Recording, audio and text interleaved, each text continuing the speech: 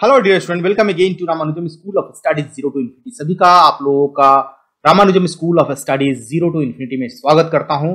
आज हम लोग करने वाले हैं कैट 2022 स्लॉट 1 में क्वांट में, जो कि 22 क्वेश्चन 22 क्वेश्चन मतलब 22 कॉन्सेप्ट, और ये हम 44 मिनट में सॉल्व करेंगे। हर एक क्वेश्चन के लिए 2 मिनट देंगे, ठीक है। थोड़ा बहुत अधिक लग जाएगा तो कोई बात नहीं। इससे पहले वाले वीडियो में हम लोगों ने एनालिसिस किया था हर एक क्वेश्चन का कि कौन सा क्वेश्चन किस लेवल का है, कौन सा कॉन्सेप्ट यूज किया गया है उस क्वेश्चन में। और एनालिसिस करने के बाद हम लोगों ने कहा था कि आप जो क्वेश्चन गिवन है 22 क्वेश्चन, उसको सॉल्व कीजिए। उसका जो भी आंसर आता है आप कमेंट बॉक्स में हमें बताएं, मैच करेंगे आप इससे।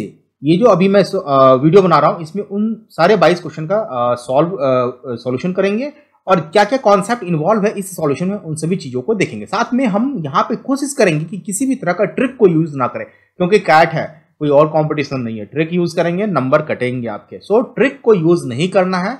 यहाँ पे कैट के पेपर में आपका स्पीड को चेक नहीं किया जाता। पहले मैं क्लियर कर दूं कि स्पीड को चेक नहीं किया जाता है, आपके कॉन्सेप्ट को चेक किया जाता है, और एम्पल टाइम होता है क्वेश्चन को सॉल्व करने के लिए। एक एक क्वेश्चन को देखेंगे। अगर आपका कॉन्सेप्ट क्लियर तो हर एक क्वेश्चन 1.5 से 2 मिनट के बीच में हो जाएगा। चलिए फर्स्ट क्वेश्चन है। फर्स्ट क्वेश्चन कह रहा है the arithmetic mean of all the distinct number that can be obtained by rearranging digit in 1 4 2 1 including itself. तो कह रहा है कि अर्थमेटिक मीन निकालना है किसका, ये जो 1 4 2 1 है इसको अरेंज करेंगे। अरेंज करने के बाद जो नंबर आएगा उसका सम का अर्थमेटिक मीन। तो देखिए कितने हैं हमारे पास, देखिए परम्यूटेशन कॉम्बिनेशन यहां पे हमें यूज करना होगा, ठीक है। तो देखिए 1 डिजिट कौन है, 1 4 2 1। 1 4 2 1 से अगर यहां पे 1 हो, ध्यान से देखेंगे तो कितने नंबर ऐसे बनेंगे। अगर यूनिट प्लेस पे 1 हो तो कितने नंबर बनेंगे, तो ये 3 प्लेस है, और 3 प्लेस को 1 4 2 से फिलअप करना पड़ेगा। 1 4 2 से फिलअप करना पड़ेगा। फैक्टोरियल 3, फैक्टोरियल 3 मतलब 6 ऐसे नंबर बनेंगे जिसके यूनिट प्लेस पे 1 होगा। अगर यूनिट प्लेस पे ध्यान से देखेंगे, ठीक है, यूनिट प्लेस पे अगर 1 ना हो के 2 हो तो कितने बनेंगे। तो अब देखिए यहां पे डिजिट क्या बन गया, अब 1 4 1 मतलब factorial 3 divide by factorial 2।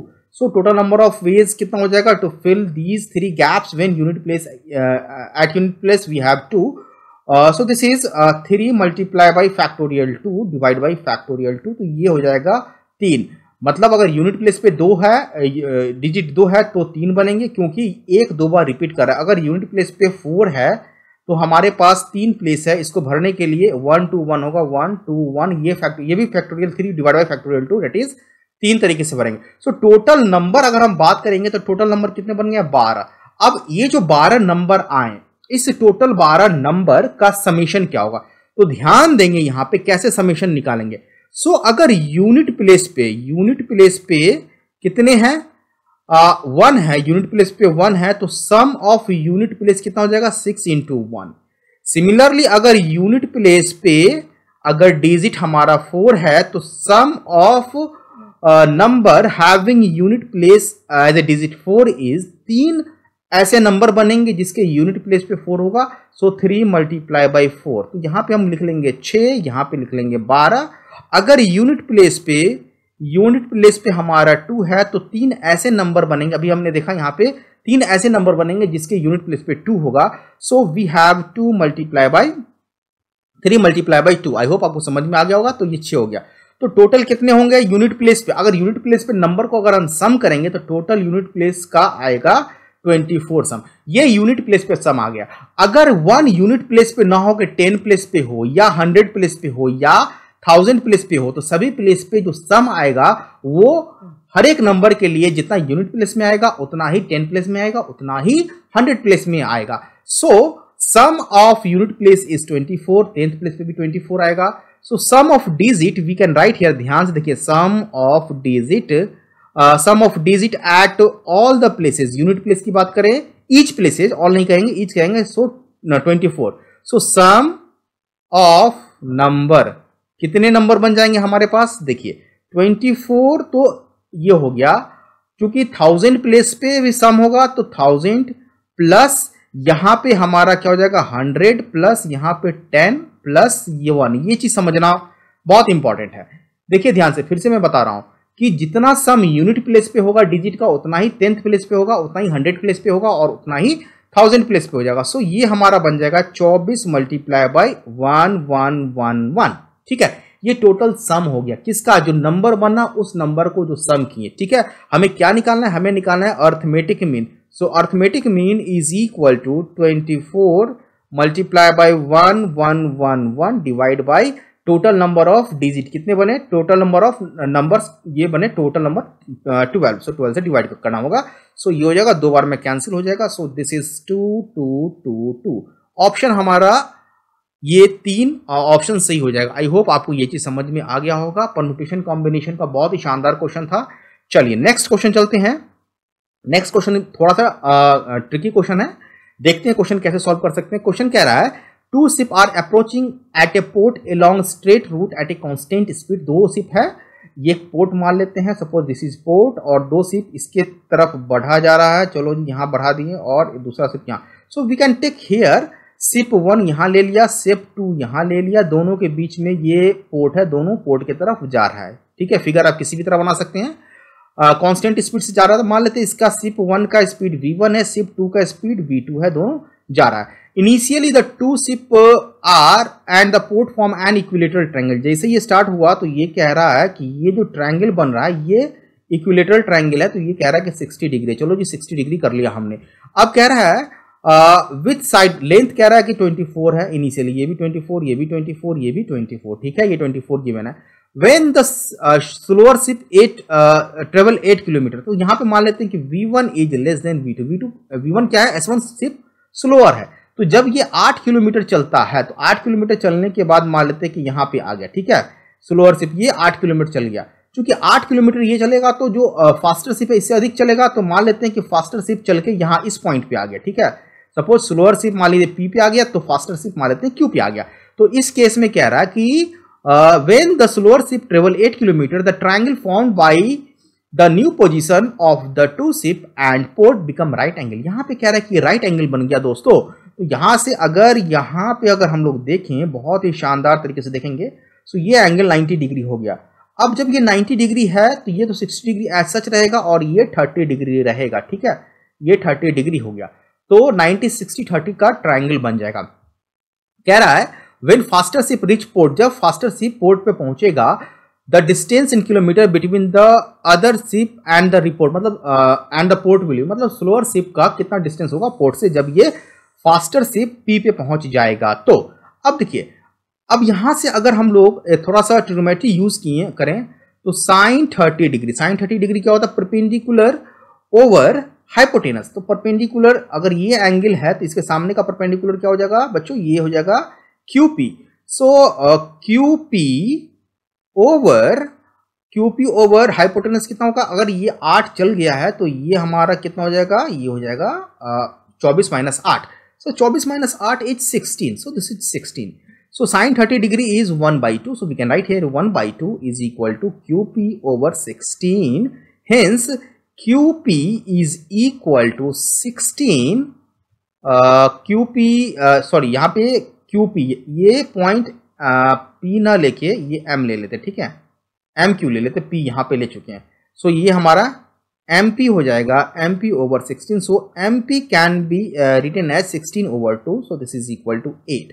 So यहाँ पे ये डिस्टेंस 8 हो गया, मतलब ये 8 हुआ तो बचा हुआ डिस्टेंस इसके लिए सेकंड शिप के लिए 8 हो गया, मतलब ये 24 चला गया, मतलब ये 12 मूव कर गया होगा, तभी तो ये 12 और 8 24 हो जाएगा। ठीक है, इसका मतलब है कि जितने देर में ये V1 S1 8 किलोमीटर चला उतने ही देर में जो S2 है 16 किलोमीटर चला, तो रेशियो कितना हो जाएगा स्पीड का, सो रेशियो हो जाएगा 8/16। ठीक है, 8 ये 16 हो जाएगा। ठीक है, ये 16 24 माइनस 8, सो दिस इज 16, तो ये हो जाएगा 1/2।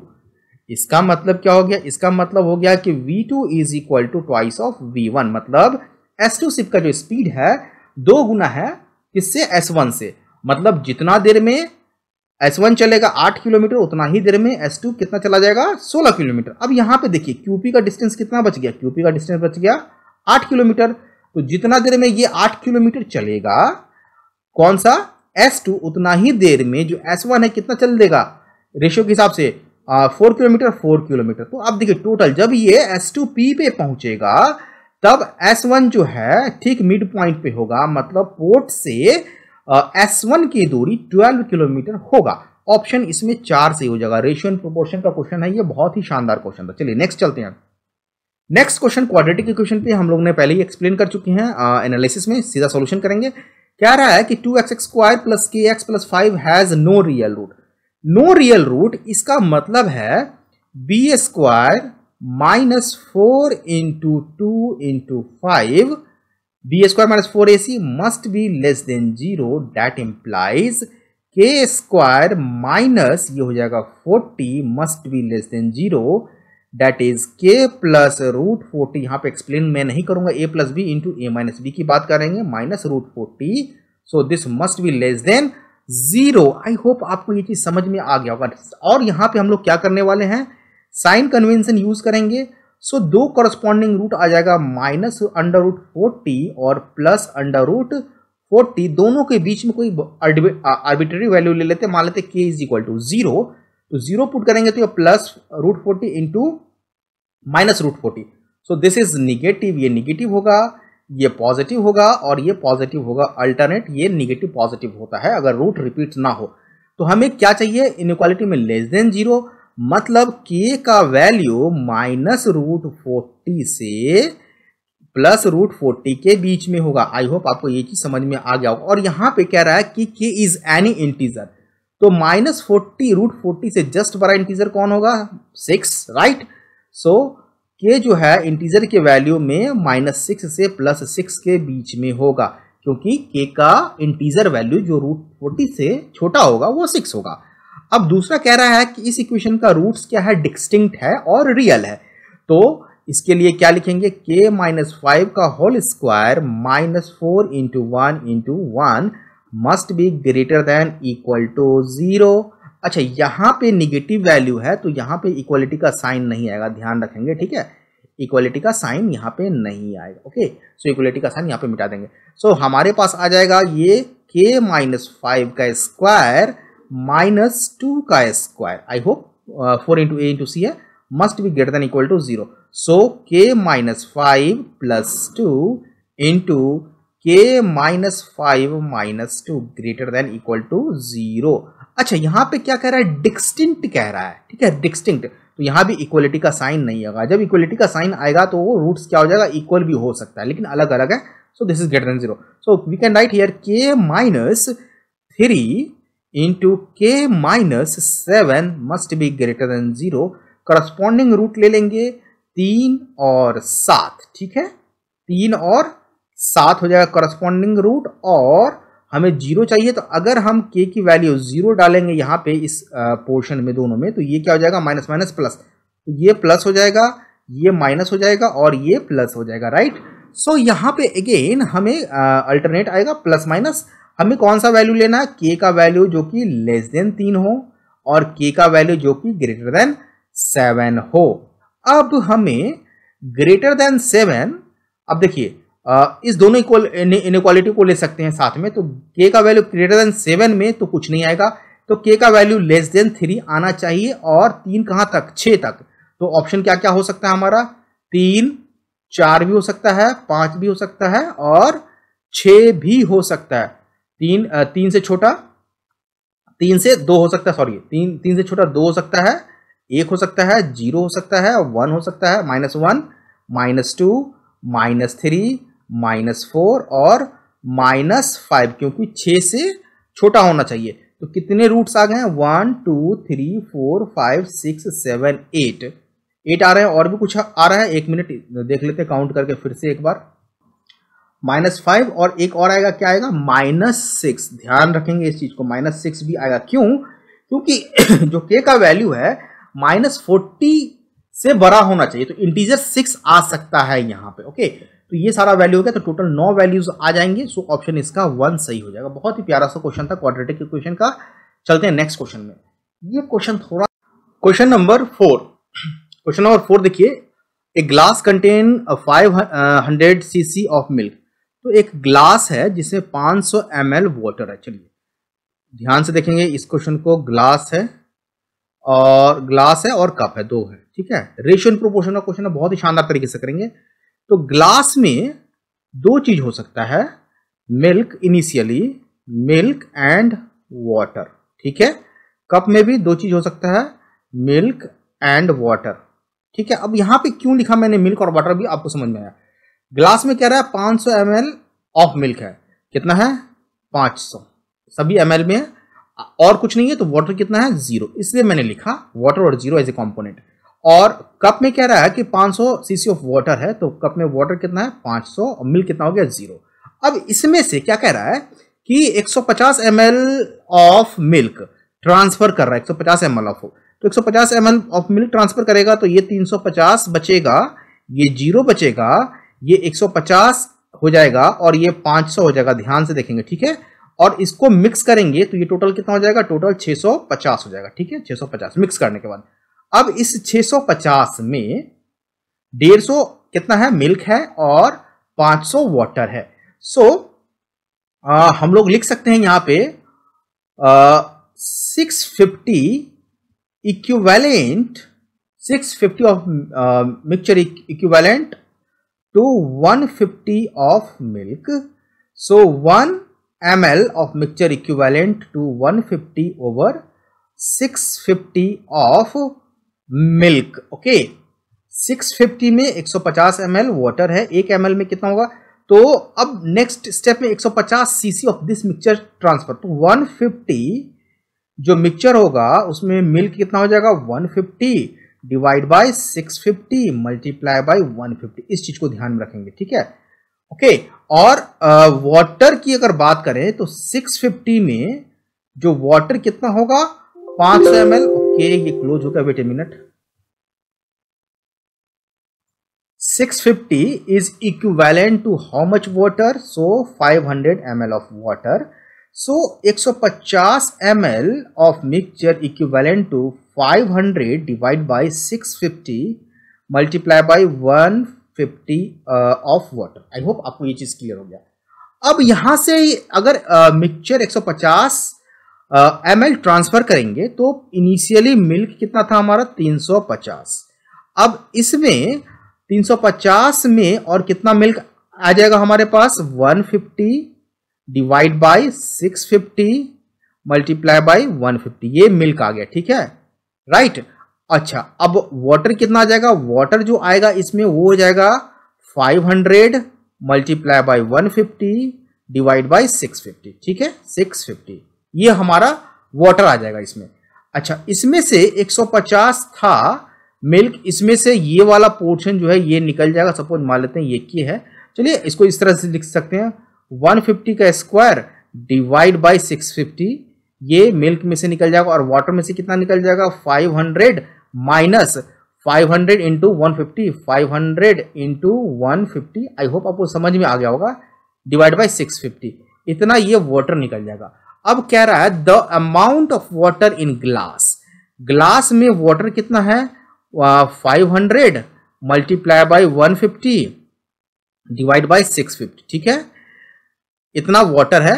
And the amount of milk in the cup, cup में मिल्क कितना है, कप में मिल्क अगर देखेंगे तो इसका रेशियो कह रहा है निकालने के लिए, तो रेशियो इसको डिवाइड करें किससे 150, अगर कॉमन लेंगे तो क्या हो जाएगा ये 150 कॉमन लेंगे, सो 150 में 1 माइनस 150 डिवाइड बाय 650 बचेगा, ठीक है, इसी का रेशियो निकालने के लिए कह रहा है।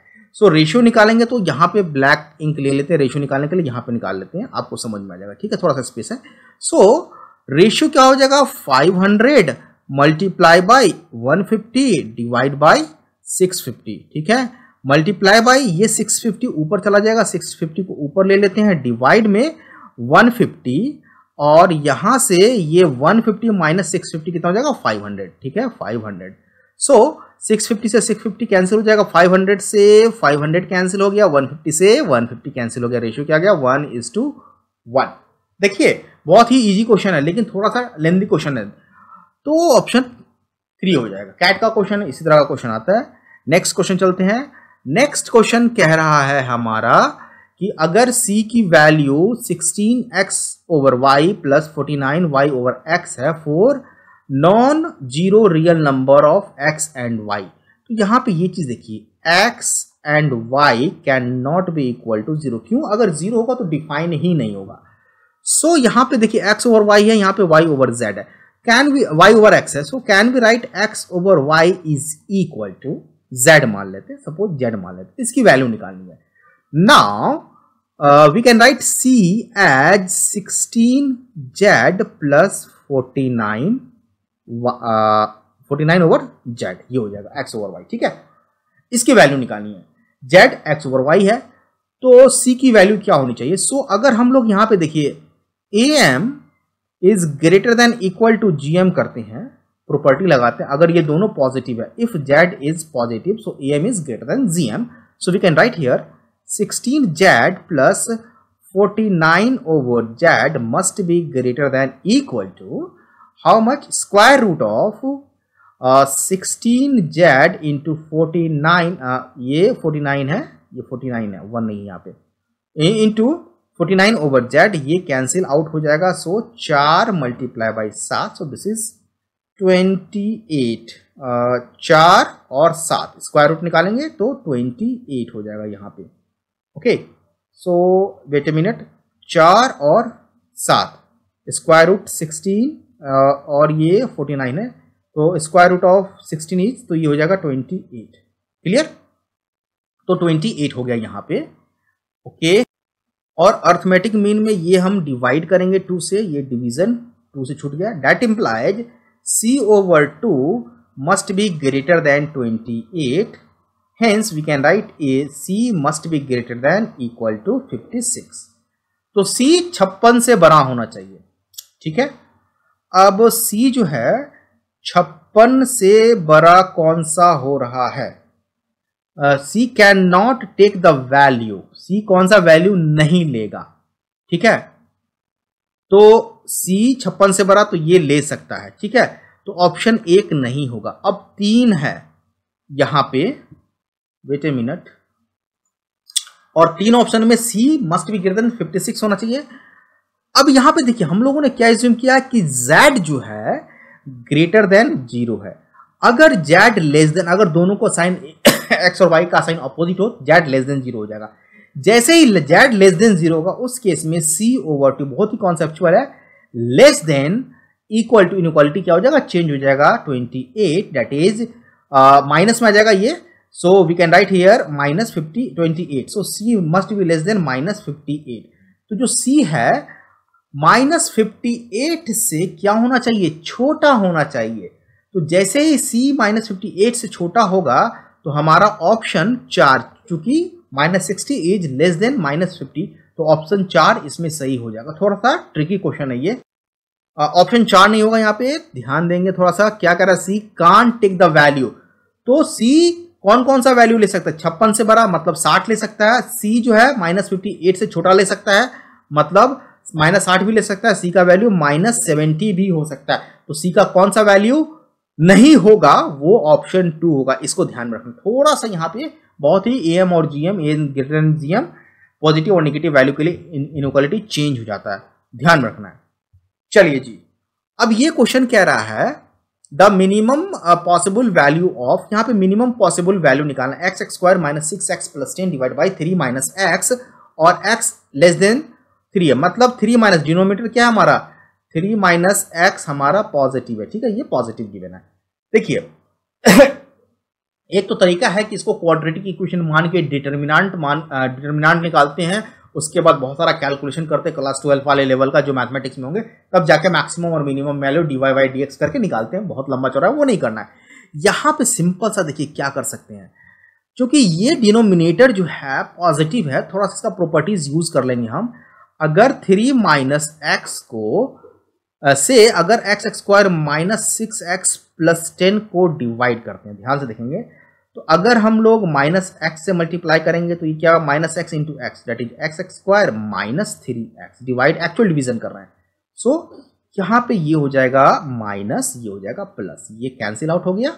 अब माइनस 6x प्लस 3x, तो माइनस 3x और ये 10 आ जाएगा। सो यहाँ पे माइनस 3 से अगर हम लोग करते हैं multiply, so again minus 3x और ये कितना -9 हो जाएगा। ठीक है, सो अगेन यहाँ पे ये प्लस हो जाएगा और ये प्लस हो जाएगा। आई होप आपको ये चीज समझ में आ रहा होगा। ये कैंसिल आउट हो जाएगा और 10 9 19 हो जाएगा।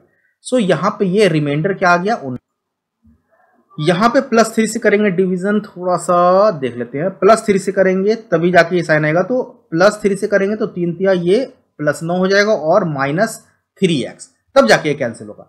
तो अगर यहाँ पे माइनस करें तो ये प्लस, ये माइनस, और यहाँ पे रिमाइंडर क्या आ जाएगा, रिमाइंडर आ गया 10 में से 9 जाएगा 1। So we can write here x² -6x + 10 divide by, ध्यान से देखेंगे, 3 - x can be written as this is equal to, we can write here 3 - x into 3 - x plus 1, clear, divide by 3 - x, मतलब divisor को इस तरह से लिख दिया रिमाइंडर के हिसाब से।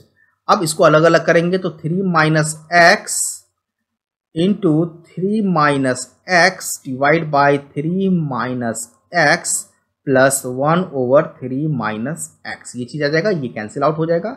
सो we have 3 - x plus 1/3 - x।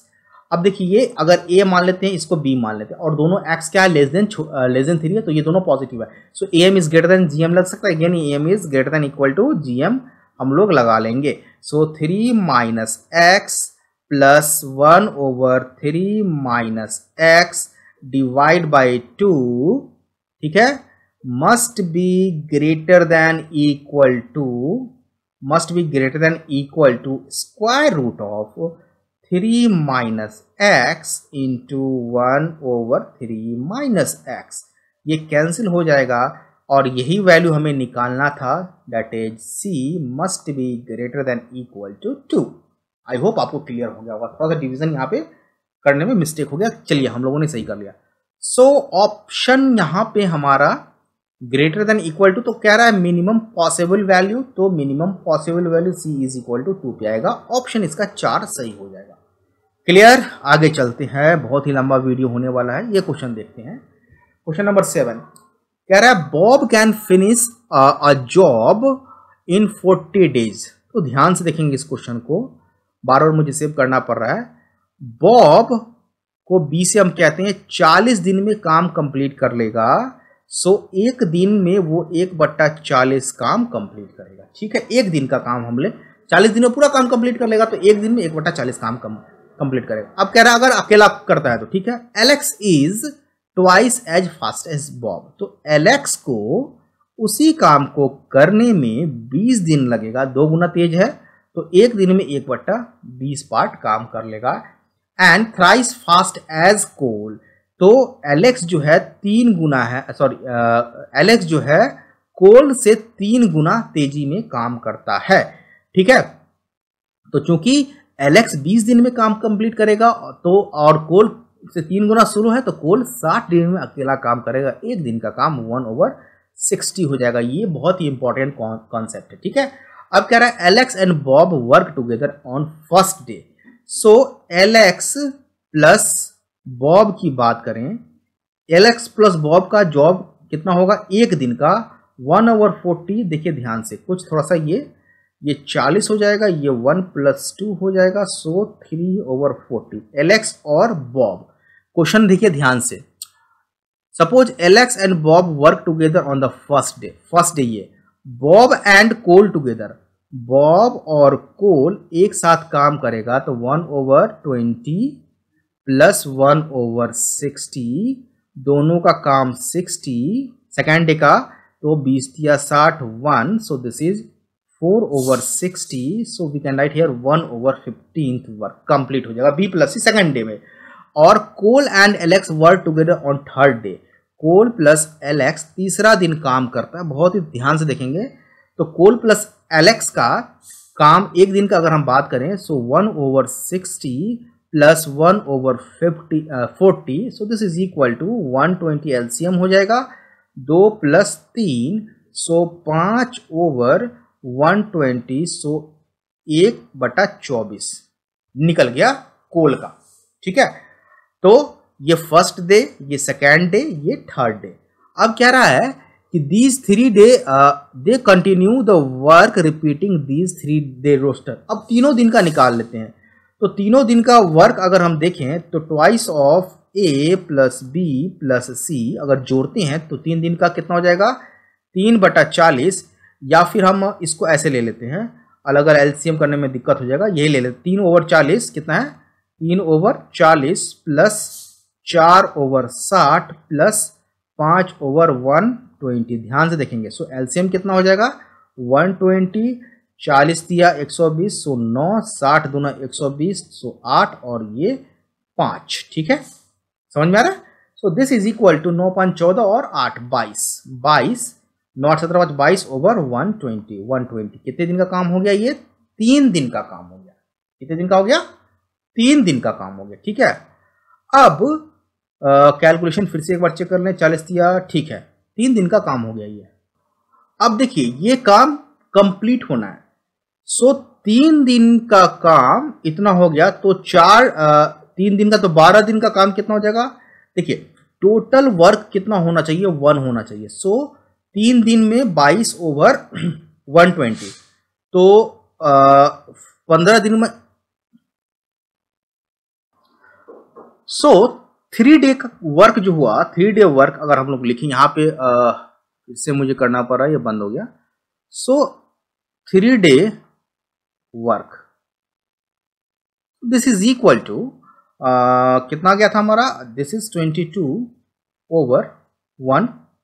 अब ध्यान से देखिए, मान लेते हैं कि 3 डे वर्क को 1 यूनिट ऑफ वर्क ले लेते हैं, 1 यूनिट ले लेते हैं। सो मान लेते हैं ऐसे ऐसे n यूनिट में वर्क होता है। So we can write here n multiply by 22/120 must be less than equal to 1। Complete work को 1 करेंगे। So n must be less than 120 divide by n क्या होगा, इंटीजर हो जाएगा, नंबर ऑफ डेज। सो 22 पंचे 120 होता है, 110। सो n इज इक्वल टू 5। तो 5 कंप्लीट यूनिट में वर्क होगा, मतलब 15 दिन तो वर्क होगा। एक यूनिट में 3 दिन है तो 5 यूनिट में 15 दिन वर्क होगा, और 15 दिन में कितना काम हो जाएगा 22 divide by 120 multiply by 5। So 110 divide by 120 work हो जाएगा। तो बचेगा कितना काम हमारा कंप्लीट होने में, 10/120 काम बच जाएगा 15 दिन के बाद। सो अगर देखें तो 1/12 काम बच जाएगा। अब यहां पे देखिए कि 16वां दिन 16th डे फिर से a प्लस बी आएगा, और ये कितना है 1/32। सो दिस इज ग्रेटर देन 1/12। ये 1/12 से बड़ा है। ठीक है, क्योंकि अगर 36 रहता तो 1/12 होता। 1/12 काम बच गया। ठीक है, तो ये 1/12 से छोटा है, 3/40 लेस देन 1/12। मतलब काम जो है 16वां दिन भी पूरा होगा और 17वां दिन जाके कंप्लीट हो जाएगा।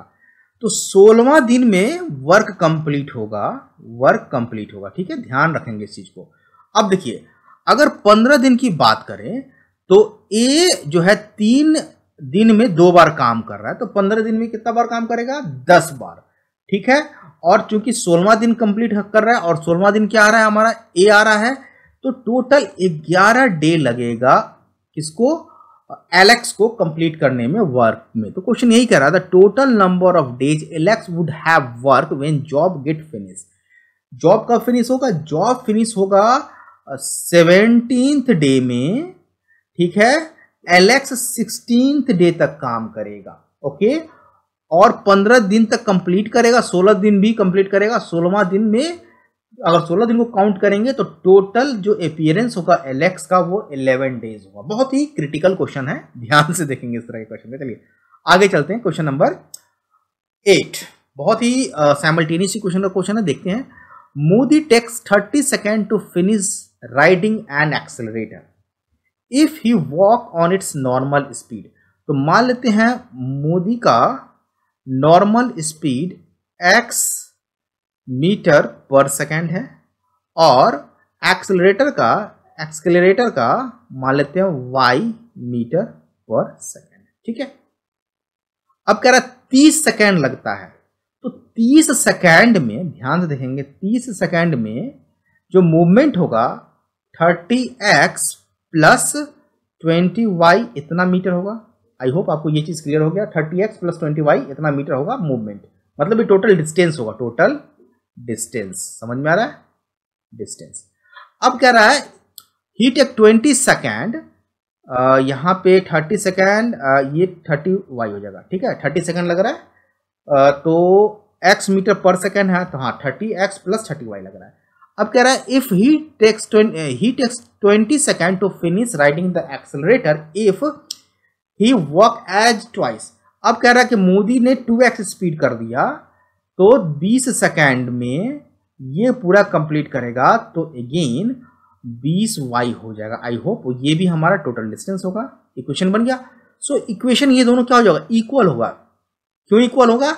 30 सेकेंड अगर स्पीड x है तो 30x इंटू 30y, अगर स्पीड 2 है तो 20 सेकेंड में कंप्लीट होगा 2x into 20 plus 20y। So we can write here 30x plus 30y, so this is equal to 40x plus 20y। Solve करेंगे, x is equal to y हो जाएगा, ठीक है। मतलब स्पीड ऑफ मोदी और स्पीड ऑफ एक्सेलरेटर दोनों same है। अब कह रहा है कि if Modi decide to stand still on the accelerator, अब खड़ा हो गया तो एक्सेलरेटर का स्पीड क्या होगा, ठीक है। सो एक्सेलरेटर का स्पीड जो होगा, जितना मोदी का होगा उतना ही एक्सेलरेटर का होगा। अब ये 30 सेकेंड में कितना मूव करेगा, टोटल स्टेप्स। सो 30 सेकेंड में कितने डिस्टेंस कवर करेगा ये? 30x और y की जगह हम x डालेंगे तो 30x, दैट इज 60x, और x इज इक्वल टू क्या है? y है। सो स्पीड क्या हो जाएगा? क्या कह रहा है? टाइम कितना हो जाएगा? Time is total distance, that is 60x divide by speed, x या y कर लें, x कर लेते कट जाएगा, सो 60। तो 60 मीटर पर सेकेंड। तो एक्सेलरेटर का स्पीड क्या होगा यहाँ पे? 60 हो जाएगा। तो ए क्वेश्चन का the acceleration the time in second needed to finish the riding accelerator, तो 60 सेकेंड लगेगा टाइम पूरा कंप्लीट करने में, ठीक है। बहुत ही लॉजिकल क्वेश्चन है, आप इसको ध्यान से देखेंगे हो जाएगा। मैंने यहाँ पे कर भी दिया, अब ध्यान समझेंगे सारा कुछ समझ में आ जाएगा। नेक्स्ट क्वेश्चन है question number 9। Consider distinct 6 distinct natural number, अलग अलग नेचुरल नंबर है, such that average of 2 smallest number is 14 and average of 2 largest number is 28, then the maximum possible value of average of 6 number is. तो अगर हम लोग number माने A, B, C, D, E, F, 6 number माना, अलग अलग है तो डिस्टिंक्ट भी है, तो A is greater then B, B is greater then C, अभी A is less then B, B is less then C, C is less then D, D is less then E, इस तरह से number ascending order में होगा। अब question में कह रहा है कि A प्लस B का एवरेज कितना है? 14 है, that is A plus B का वैल्यू 28 होगा। E प्लस F का एवरेज कितना है? 28 है, ठीक है। तो E प्लस F का वैल्यू 56 होगा। तो मैक्सिमम पॉसिबल कह रहा है एवरेज निकालने के, तो देखिए ध्यान से कैसे निकलेगा ये। एवरेज क्या हो जाएगा? 28 plus C plus D plus E plus F 56 divide by 6। So 56 plus 28 कितना हो जाएगा? ये 8 से 14 4 हाथ में 1, 5 1 6 2 8, ठीक है। 84 plus C plus D divide by 6, so 84 over 6 plus C plus D over 6, okay. So ये हो गया हमारा 14। So 14 plus C plus D over 6। तो अब हमें क्या निकालना है? क्या होगा maximum value C plus D का? अब यहां पे देखिए 56 क्या है? इसका एडिशन है E प्लस F का। तो अगर अच्छा यहां पे 28 है, तो 13 प्लस 15, E प्लस F की बात अगर 13 प्लस 15 करें तो 13 प्लस 15 28 हो जाएगा। असेंडिंग ऑर्डर में लेना है, क्योंकि अगर हम थोड़ा सा नीचे लेंगे इसमें 14 आएगा। अच्छा यहाँ पे देखिए E प्लस F कितना है? 56, तो 56 को मैक्सिमम के लिए नजदीक रखना होता है। So can we write it as 56 को लिख सकते हैं 31 प्लस 35, ठीक है, ये हो गया। तो ये कितना 65 हो जाएगा, नहीं 65 हो जाएगा, मैक्सिमम रखना है 56 है। तो अगर हम 30 प्लस 25 रखें 29 प्लस 26 अगर रखते हैं तो 56 आ जाएगा, ठीक है। अब बीच में कौन सा नंबर ले सकते हैं हम ले सकते हैं 24 प्लस 25 कर सकते हैं, 24 प्लस 25, राइट। यहां पे देखिए क्या है कॉन्सेप्ट, ये है कि जब हम मैक्सिमम लेते हैं तो दोनों नंबर नियर बाई होना चाहिए। अगर एक एंड में हो दूसरा दूसरे एंड में हो तो वो मैक्सिमम नहीं आता है। तो अब अगर हम देखें, एक नंबर 13 हो गया, एक नंबर 13, दूसरा 15, ठीक है, ये मिनिमम आ गया, स्मॉलेस्ट नंबर में आ गया, ठीक है। और तीसरा 24 और 25 ले लेते हैं, और 26 और 29, तो इसका एवरेज 56 आ गया, 28 आ गया, ठीक है। 28 56 से ये 27 हो जाएगा, ठीक है, 27, तो इसका एवरेज कितना हो जाएगा 27 और 29, तो 56, तो ये 26 और 25 ले सकते हैं, ठीक है, क्योंकि मैक्सिमम में हमें जाना है, एवरेज मैक्सिमम करने के लिए नंबर भी मैक्सिमम करना होगा। तो C प्लस डी 25 प्लस 26 होगा, सो इसका जोड़ हो जाएगा 51/6, डिवाइड करेंगे 6 8 48 और 6 5 30, 8.5, 14 और 8 22, 22.5, तो आई थिंक इसका आंसर जो है ऑप्शन 4 सही होगा। थोड़ा सा लॉजिकल क्वेश्चन है, ध्यान में रखना है। नेक्स्ट क्वेश्चन चलते हैं, क्वेश्चन नंबर 10। क्वेश्चन नंबर 10, ये क्वेश्चन कहता है कि the length of all 4 side of a quadrilateral are integer valued. तो अगर हम एक क्वाड्रिलेटरल ले लेते हैं, मान लेते हैं इंटीजर वैल्यू कह रहा है, 3 साइड गिवन है 1 सेंटीमीटर, 2 सेंटीमीटर, 4 सेंटीमीटर, चौथा को मान लेते हैं x, ठीक है। तो total number of possible length of the 4th side, मतलब x का कौन कौन सा वैल्यू आ सकता है, ये नहीं पूछ, कितने वैल्यू आ सकते हैं ये पूछ रहा है। तो देखिए, sum of any 3 side must be greater than 4 side, so we can write here x plus 4 plus 2 must be greater than 1, या 1 plus 2 plus 4 must be greater than x, या फिर ये भी लिख सकते हैं 4 plus x plus 1 must be greater than 2, और भी आ सकता है। तो इन सारी इनइक्वालिटीज को कौन सा सेटिस्फाई करेगा ये देखना है। सो यहाँ पे देखिए, और क्या लिख सकते हैं, x प्लस 1 प्लस 2 लिया हमने, x plus 1 plus 2 must be greater than 4, ये चीज आ गया। तो यहां से देखिए, अगर इस इनइक्वालिटी से देखते हैं तो x must be greater than 4 minus 3, so x must be greater than 1 होना चाहिए, ठीक है। x 1 से बड़ा होना चाहिए, और क्या होना चाहिए, x अगर ये ले लेते हैं तो x must be less then greater than, यहां से यहां ले लेते हैं, अगर ये वाला कौन कौन सा इनइक्वालिटी यहां से आ जाएगा, x must be greater then -5, ये हो गया। x must be less then कितना हो जाएगा 7, ठीक है, x must be less then 7, और यहां से हो जाएगा x must be greater than -2, और यहां से हो जाएगा x ग्रेटर देन 1। तो आप देखिए, सारे इनइक्वालिटी में अगर देखें तो x ग्रेटर देन 1 होना चाहिए और x लेस देन 7 होना चाहिए। तो 2 हो सकता है, 3 हो सकता है, 4 हो सकता है, 5 हो सकता है, और 6 हो सकता है। टोटल कितने वैल्यू हो गए, 5 वैल्यू। ऑप्शन क्या हो जाएगा, ए। लॉजिकल क्वेश्चन है, आप देख सकते हैं इसे। आगे चलते हैं नेक्स्ट क्वेश्चन कह रहा है, the average of all 3 digit terms in the arithmetic progression 38, average निकालना है। तो अर्थमेटिक प्रोग्रेशन गिवन है, so we can write here Tn is equal to a, that is 38 plus n minus 1 into d, कितना हो जाएगा 55 minus 38, तो 15 में से 8 गया 7, तो 17 हो गया, ठीक है। So Tn can be written as 38 plus 17n minus 17, so this can be written as 34 plus 4 plus, क्योंकि अभी पता चल जाएगा, plus 17n minus 17, so 34 minus 17 is 17 plus 17n plus 4, so this is 17n plus 1 plus 4, that is 17k plus 4। अब आप देखिए ध्यान से, क्यों किया कि अगर जो भी अर्थमेटिक प्रोग्रेशन में होगा वो 7 के पहाड़ा में होने के साथ साथ उससे 4 अधिक होगा।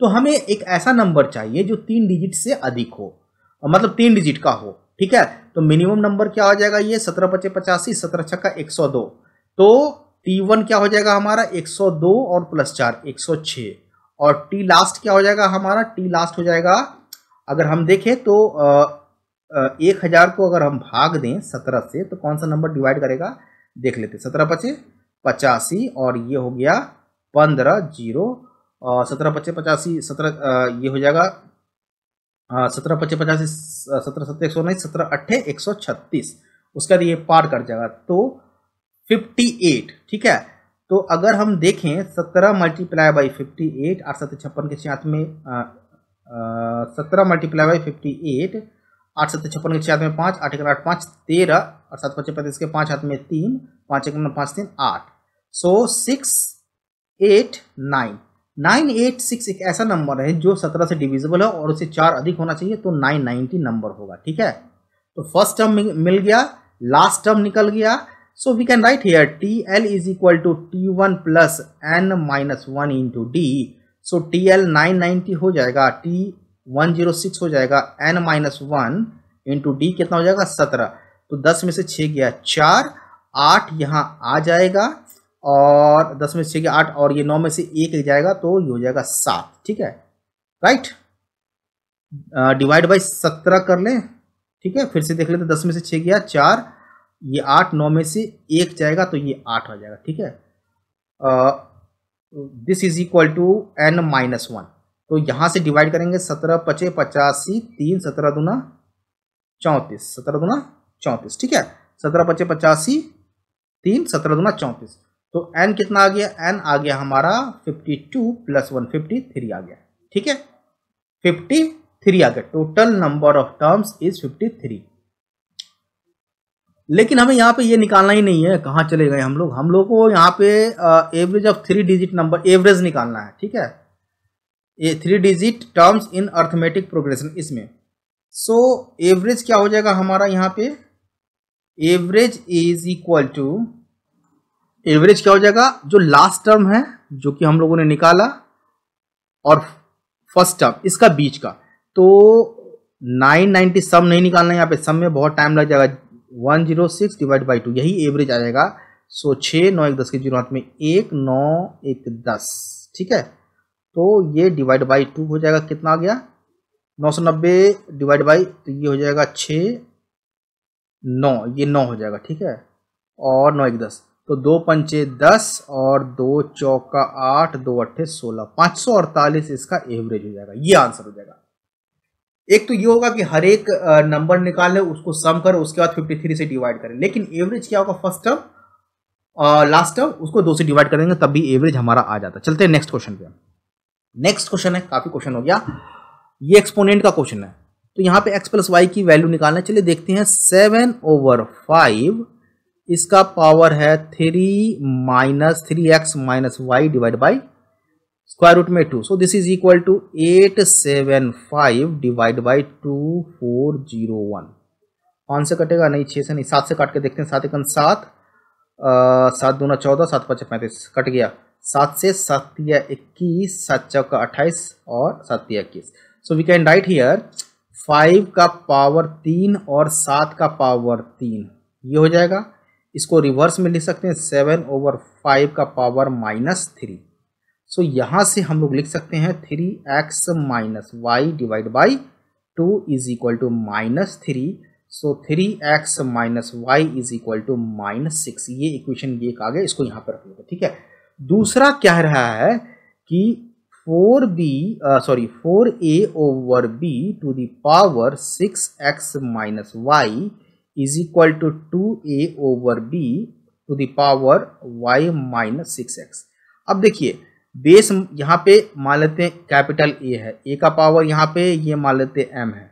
ठीक है, यहाँ पे बेस कैपिटल B है, इसका पावर m, और जब इस कंडीशन में होता है a का power m is equal to b का पावर m, ये तभी हो पाता है जब एक्सपोनेंट क्या हो 0, m भी 0 और n भी 0, तभी something power 0 is equal to 1, so we can write here m is equal to 0 और n is equal to 0, so we can write here 6x minus Y must be equal to 0, इस case में भी y minus 6x is equal to 0, सो यहाँ से हम लोग लिख सकते हैं 6x is equal to Y, 2 equation आ गया। अब यहाँ से 3x y की जगह हम लोग लिख सकते हैं -6x is equal to -6, so -3x is equal to -6, so x is equal to आ गया हमारा 2, और जैसे ही x इज इक्वल टू 2 आया तो y is equal to 6 into 2 that is 12, x plus y की वैल्यू कितनी हो जाएगी 12 plus 2, so this is equal to 14, answer क्या हो जाएगा 14। इजी क्वेश्चन है, कर लिया हमने। आगे चलते हैं, 12 क्वेश्चन हो गया, 10 क्वेश्चन और बचा हुआ है, काफी लंबा लंबा क्वेश्चन है इसमें। चलिए आगे चलते हैं। ये क्वेश्चन ज्योमेट्री से एक्सप्लेन कर रखे हैं हम लोगों ने एनालिसिस में। क्वेश्चन करते हैं, क्वेश्चन कह रहा है suppose the median BD and CE of a triangle ABC intersect at a point. So एक ट्रायंगल है, ये मान लेते हैं, ये ट्रायंगल है हमारा ABC और BD है, सो B से D एक मीडियन हम लोग लिए और C से E को मिला दे, ये भी मीडियन ले लिए, ध्यान से देखेंगे मीडियन ले लिए, ठीक है। मीडियन क्या करता है कि इक्वल पार्ट में डिवाइड करता है। तो देखिए दो ट्रायंगल हो गया, area of triangle ABD is equal to area of triangle BDC, ये दोनों इक्वल होगा, मतलब एरिया में इक्वल होगा। क्यों? क्योंकि ये मीडियन है तो ये लेंथ बराबर होगा और यहाँ सामने वाले से परपेंडिकुलर लेंथ दोनों पे बराबर ही होगा, तो half into base into height बराबर होगा, तो ये दोनों बराबर हो गया। अब हम लोग क्या करते हैं कि E से D को मिला लेते हैं, ध्यान से देखेंगे, E से D को मिला लिया। सो पॉइंट D से अगर हमने E को मिलाया तो D जो ट्रायंगल है ADB, इसमें DE मीडियन होगा। इसका मतलब है कि एरिया ऑफ ADE ये बराबर होगा एरिया ऑफ EDB, ठीक है। अब ये टोटल एरिया कह रहा है कि कितना है 108, ये 108 है, तो ये दोनों बराबर होके 54 हो जाएगा, और उसके बाद 54 होने के बाद ये वाला एरिया और ये टोटल एरिया क्या हो जाएगा, ये कितना हो जाएगा 27 हो जाएगा, 27 हो जाएगा, 27 हो जाएगा। अब यहाँ पे देखिए DB मीडियन है, तो जो DB है ये मीडियन है किसका, ट्रायंगल का। तो जो मीडियन है तो ये O क्या होगा हमारा सेंट्रोइड होगा, और सेंट्रोइड क्या करता है 2:1 के रेशियो में डिवाइड करता है, ठीक है। अगर इस ट्रायंगल की बात करें तो ये लेंथ हमारा 2 यूनिट और ये लेंथ 1 यूनिट, इससे अगर परपेंडिकुलर M गिराएं तो ये लेंथ जो है परपेंडिकुलर लेंथ ट्रायंगल AEOB की अगर हम बात करें तो एरिया क्या हो जाएगा half into EM into BO, और इसको डिवाइड करते हैं अगर ट्रायंगल EMO से EOD से, so half into EM into OD हो जाएगा OD, तो ये कैंसिल और ये कैंसिल, ये कैंसिल, ये कैंसिल, मतलब BO और OD दैट इज 2:1 के रेशियो में एरिया को भी डिवाइड करेगा। आई होप आपको चीज समझ में आ गया होगा। अब जो एरिया था टोटल 3, अगर 2:1 के रेशियो में है तो 2 के और 1 के रेशियो में होगा, दोनों का एरिया का सम कितना निकला था यहाँ पे हमारा दैट इज 27। सो K का मान कितना आ जाएगा हमारा 27/3 दैट इज 9। तो ये वाला पार्ट जो होगा वो K होगा, ये और बाकी जो पार्ट होगा छोटा, मतलब ट्रायंगल EOD ये क्या होगा K यूनिट होगा और K का मान कितना 9। तो एरिया इस ट्रायंगल का देखिए, मैं यहाँ पे कलर कर देता हूँ ग्रीन ब्लू से, यहाँ पे EOD का एरिया कह रहा है फाइन निकालने के लिए, तो ये 9 स्क्वायर सेंटीमीटर होगा। आई होप आपको ये चीज क्लियर हो गया होगा। तो दोनों प्रॉपर्टीज यूज किया इस क्वेश्चन में, बहुत ही शानदार क्वेश्चन था। चलते हैं नेक्स्ट क्वेश्चन पे, ठीक है। यहाँ पे देखिए हर एक क्वेश्चन पे हम कॉन्सेप्ट यूज कर रहे हैं, कहीं पे भी क्या कहते हैं, थक गया मैं, कहीं पे भी ट्रिक को यूज नहीं कर रहे हैं। लंबा वीडियो हो रहा है बट कॉन्सेप्ट को यूज कर रहे हैं। चलिए आगे चलते हैं। और अगर वीडियो अभी तक आपको पसंद आ गया होगा तो प्लीज सब्सक्राइब कर ले चैनल को, कंटेंट को शेयर कीजिएगा जरूर, बाद में लाइक तो बनता ही, आप लाइक भी कर दीजिएगा। चलिए आगे चलते हैं। ये क्वेश्चन ना अलजेब्रा का ही है, देखिए कैसे करते हैं। क्वेश्चन क्या है, चेक है 100 का, 250 का और 500 का, ठीक है। मान लेते हैं ये x यूनिट x नोट है, ये y नोट है और ये z नोट है। तो क्वेश्चन में ये कह रहा है x plus y plus z, ये कितना है हमारा 100 नोट आ रहा है टोटल, और इसका जो वैल्यूएशन है नोट का, अगर x नोट 100 का है तो इसका वैल्यू 100x हो जाएगा, 250 का 250 y हो जाएगा, प्लस 500 का 500 z हो जाएगा। इसका वैल्यूएशन 15,250 कह रहा है। ठीक है, क्वेश्चन मैंने पहले ही एक्सप्लेन कर लिया। सो 10x प्लस 10 को मिलकर काट रहे हैं 25y plus 50z is equal to 15,225। 5 लेके काटेंगे 2x plus 5y plus 10z is equal to 5 दिया 15 और 50 25 305 हो जाएगा। ठीक है, अब इस इक्वेशन को, इस वाले इक्वेशन को 2 से मल्टीप्लाई करते हैं तो 2x plus 2y plus 2z is equal to कितना हो जाएगा 200 हो जाएगा। माइनस कर देंगे, सॉल्व कर रहे हैं तो ये हो जाएगा 3y plus 8z is equal to 105। ठीक है, so 8z is equal to 105 minus 3y, so z is equal to 105 minus 3y divide by 8। अब क्वेश्चन में ये कह रहा है कि maximum possible value of z निकालना है। तो अब यहाँ पे देखिए, अगर y का मान 3 रखते हैं तो 105 माइनस 9 96 ओवर 8। तो y के मान 3 रखने पे ये एक चैनल बन जाएगा, तो 12 बन जाएगा इंटीजर। नोट भी हमें इंटीजर में चाहिए, यही कंस्टेंट है।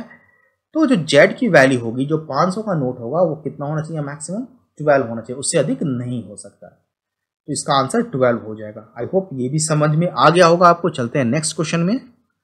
नेक्स्ट क्वेश्चन जो है देख लेते हैं क्या है। ओके, ये क्वेश्चन कह रहा है, स्पीड टाइम एंड डिस्टेंस से क्वेश्चन है। 2 car travel from different location at constant speed. ठीक है, to meet each other starting at the same line. Same line पे है, तो मान लेते हैं यहाँ पे ये कार पॉइंट ए है और ये बी है। ठीक है, to meet each other after starting the same time they take 1.5 hour if they travel each other. एक दूसरे की तरफ अगर ट्रेवल करता है तो कितना टाइम लगता है 1.5, और अगर एक डायरेक्शन में दोनों मूव कर रहा है, इस केस में कह रहा है 10.5, और कह रहा है कि जो स्लोअर कार है, if the speed of slower car is 60, तो बी का 60 मान लेते हैं, 60 किलोमीटर। क्यों, तभी तो ए पकड़ पाएगा। ठीक है, सेम डायरेक्शन में। तो क्वेश्चन कह रहा है then the distance travelled in kilometre by slower car when it meet the other car while travelling toward each other is. कितना डिस्टेंस कवर करेगा, चलिए पहले ये देख लेते हैं। तो कार का स्पीड मान लेते हैं va ग्रेटर देन vb। ठीक है, अब देखिए ये टोटल डिस्टेंस मान लेते हैं s।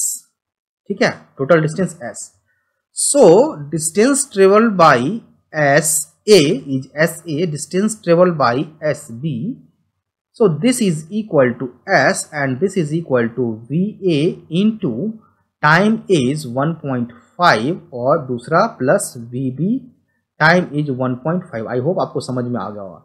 So 1.5 into va plus vb is equal to s. Hence va plus vb is equal to s over 1.5। I hope ये चीज क्लियर हो गया होगा। नाउ अगर सेम डायरेक्शन में मूव करेगा तो S A distance travelled by A in how much time 10.5 time hour. This must be equal to total distance between A and B plus distance travelled by B that is S B in how much time 10.5 hour. Okay, so question number 15। Question को देखेंगे पहले। Easy सा question है, relative motion का question है, हाँ, और time and distance का क्वेश्चन है। 2 car travel from different location at constant speed. अलग अलग लोकेशन से 2 कार कांस्टेंट स्पीड के साथ। कांस्टेंट स्पीड का क्या मतलब होता है, यहाँ पे एक्सप्लेन करने की ज्यादा जरूरत नहीं है, बट वो स्पीड जो टाइम के साथ चेंज नहीं हो, फिक्स स्पीड के साथ मूव कर रहा है।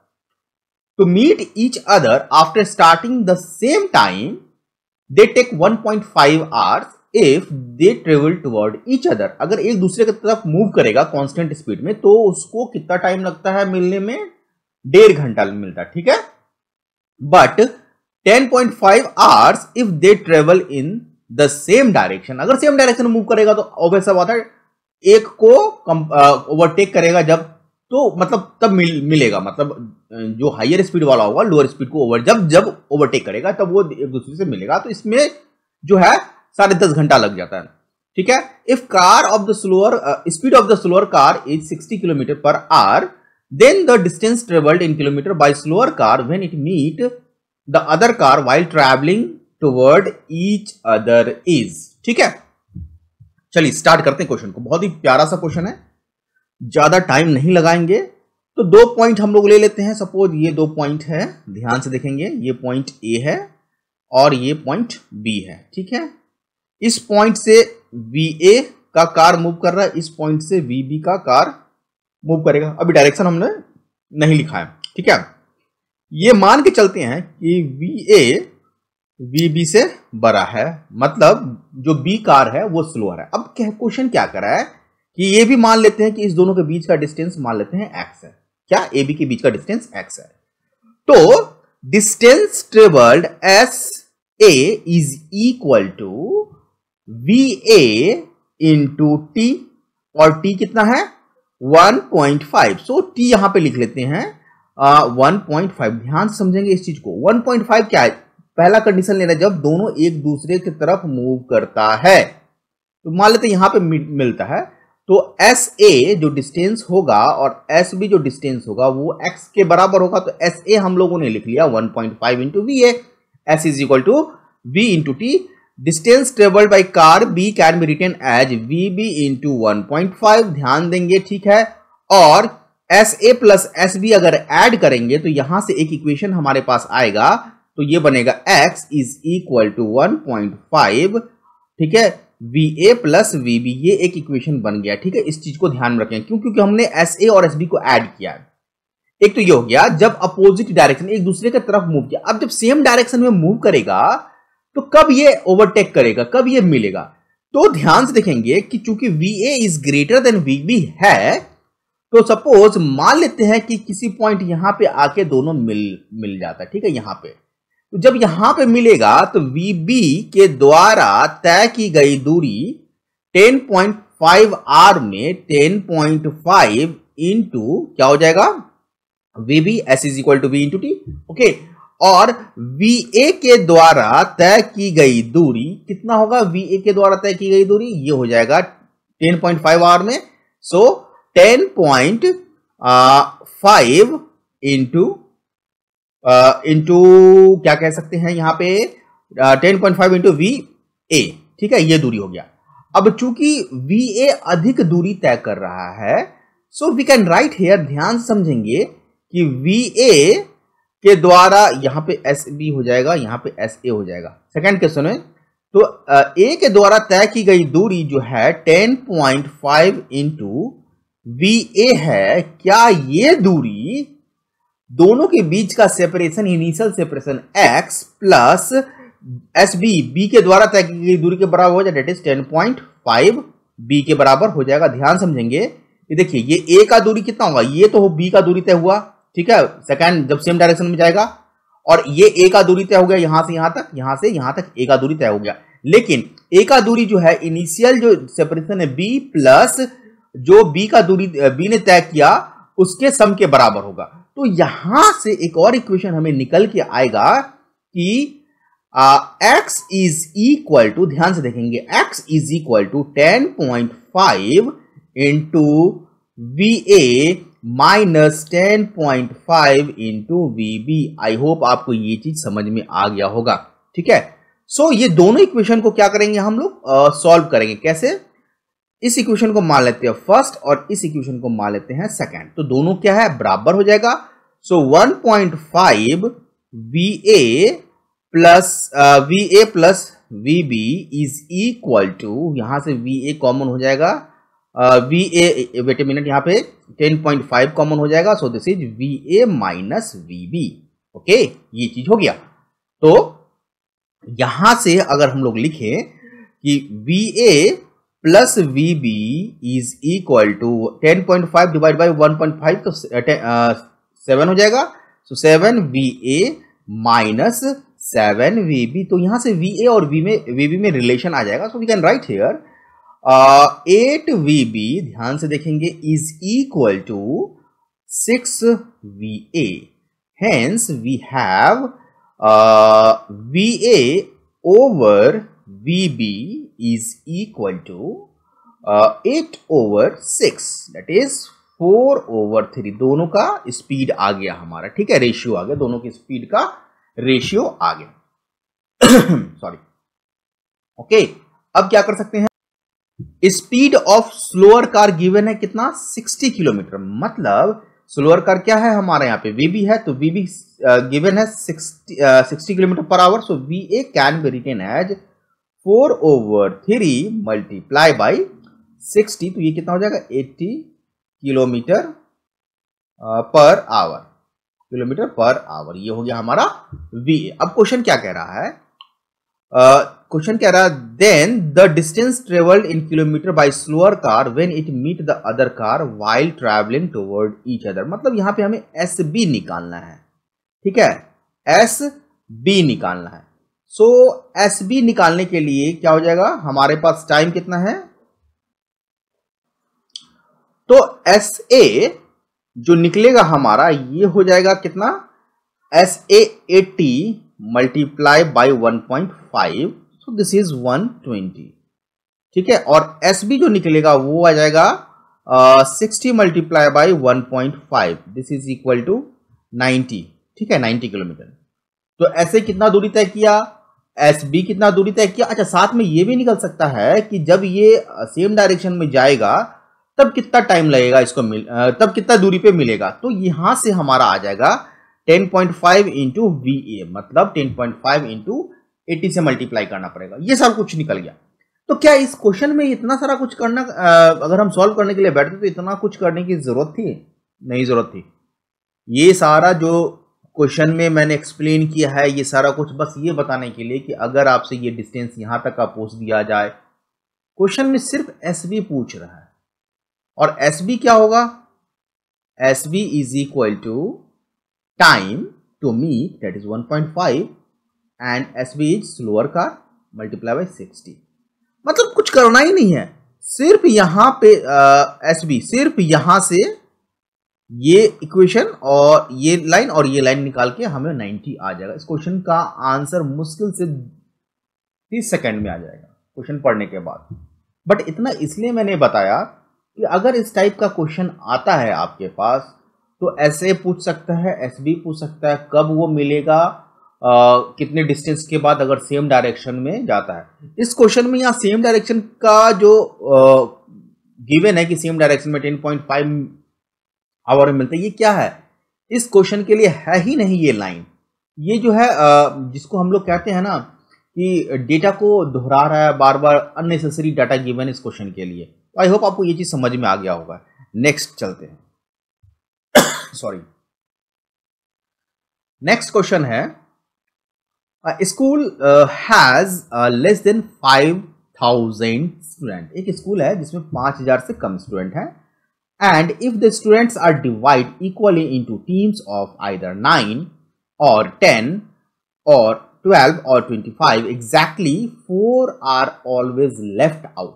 मतलब क्या है कि जो नंबर है n, so n is less than 5,000, तो 5,000 से नीचे कोई भी नंबर हो सकता है. और ये n जो होगा 9 के मल्टीपुल में होगा विथ रिमाइंडर 4, या ये n 10 के मल्टीपुल में होगा विथ रिमाइंडर 4, या ये n 12 के मल्टीपुल में होगा विथ रिमाइंडर 4, और साथ में ये भी कह सकते हैं 25 के मल्टीपुल में होगा विथ रिमाइंडर 4. सभी के केस में रिमाइंडर क्या है, 4 है. सो n इज क्या होगा, LCM of 9, 10, 12, 25 plus 4. I hope यहां से एलसीएम का एक बहुत ही शानदार सा कॉन्सेप्ट निकल के आ रहा है इस क्वेश्चन से. सो एलसीएम अगर आप निकालेंगे 9, 10, 12 और 25, ओके, सो दिस इज, अगर इसको एलसीएम निकालते हैं 2 से करते हैं तो ये हो जाएगा ये 9 हो जाएगा, ये 5 हो जाएगा, ये 6 हो जाएगा, और 2 से करेंगे तो ये 25 का 25 रहेगा. ठीक है.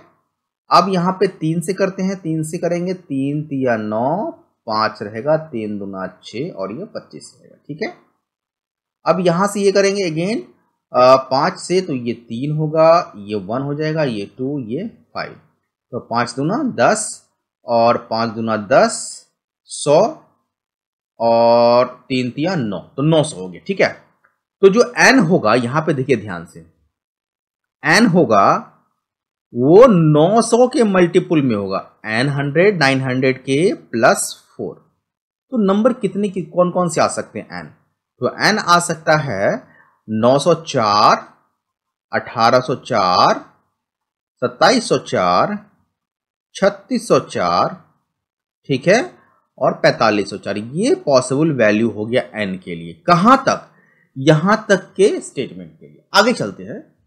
However, if they divide into team of 11 each, अगर 11 के टीम में डिवाइड करते हैं तो no one is left out। इसका मतलब क्या है, इसका मतलब यह है कि जो n है 11 से पूर्णतः 100% क्या है, डिवाइडेड है, और 11 से डिवाइडेड होने का क्राइटेरिया क्या है कि sum of odd place number is equal to even place होना चाहिए, मतलब 0 या 11 के मल्टीपल में होना चाहिए। तो यहां पे देखिए कौन सा नंबर है, ये है 9 4 13 माइनस 0 नहीं, 8 4 12 माइनस 1 11, ये 11 के मल्टीपल में ये हो सकता है, 7 4 11 माइनस 2 9 हो जाएगा, 6 4 10 3 ये भी नहीं होगा, 5 4 9 में से 4 5 होगा, तो ये नहीं हो, तो सिर्फ एक ही पॉसिबिलिटी बचता है 1804, तो n जो होगा वो 1804 होगा, तो टोटल नंबर ऑफ स्टूडेंट निकल गया 1804।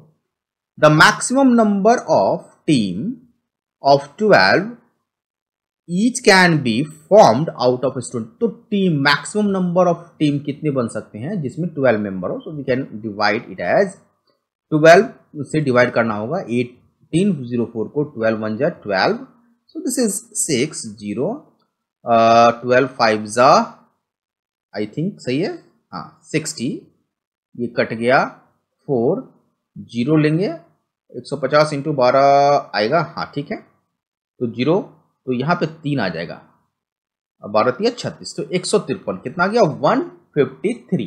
आई होप आपको समझ में आया होगा। इसको डिवाइड करेंगे तो ये 150 आएगा, वेट ए मिनट, इसको करेक्ट कर लेना, ये 105 आएगा और रिमाइंडर क्या आ जाएगा 4 आ जाएगा। ठीक है, चूंकि 1800 150 मतलब देखिए 1804 को हमें डिवाइड करना है 12 से, तो क्या हो जाएगा 12 1 जा 12, ये 6 हो जाएगा 0, 12 5 जा 60, अब ये 4 उतरा, ठीक है, तो अब ये 4 उतरा नीचे की ओर, तो यहाँ पे 0 आ जाएगा 150, तो 12 मल्टीप्लाई बाई 150 1800 प्लस 4, तो मैक्सिमम नंबर ऑफ टीम क्या बन सकता है 150 का बन सकता है। ठीक है, बहुत ही प्यारा सा क्वेश्चन था ये, आई होप एंजॉय किए होंगे आप इस क्वेश्चन को। आगे चलते हैं, नेक्स्ट क्वेश्चन है कितना 16 क्वेश्चन हो गया।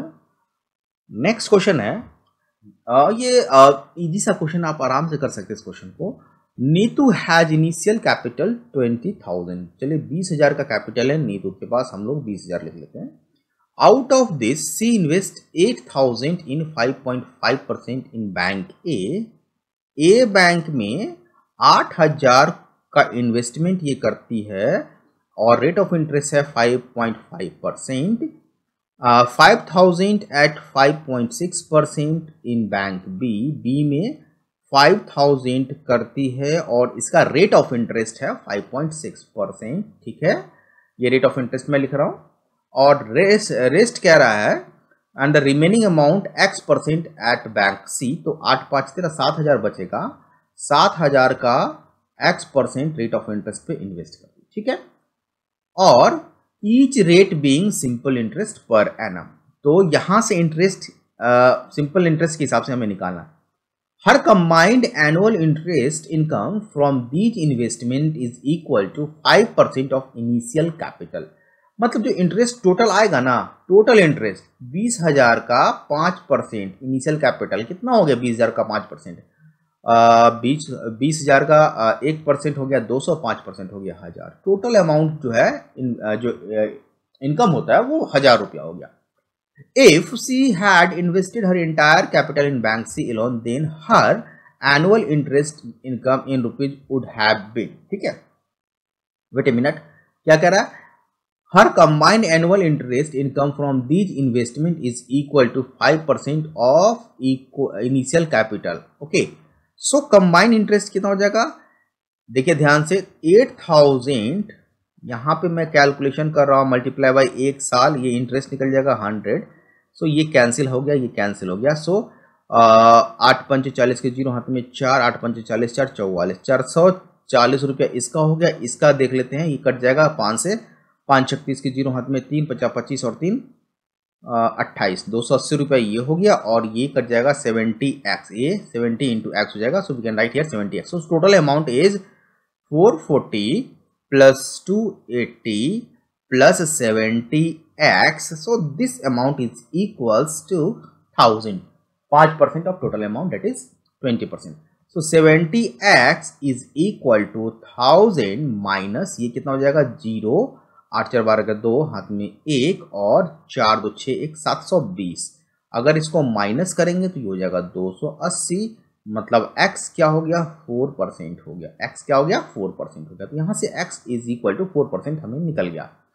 अब कह रहा है if she invested her entire capital in bank C, सिर्फ बैंक सी में सारा कैपिटल अगर ये डालती, then her annual interest income in rupees कितना होगा इंटरेस्ट? तो देखिए 20,000 का 4% हमें निकालना है, सिंपल सा। ये कितना हो जाएगा? 1% 200 रुपया, 4% 800 रुपया। तो टोटल इनकम कितना होता? 800 रुपया। ऑप्शन इसका 1 सही हो जाता। क्लियर? चलिए नेक्स्ट क्वेश्चन चलते हैं।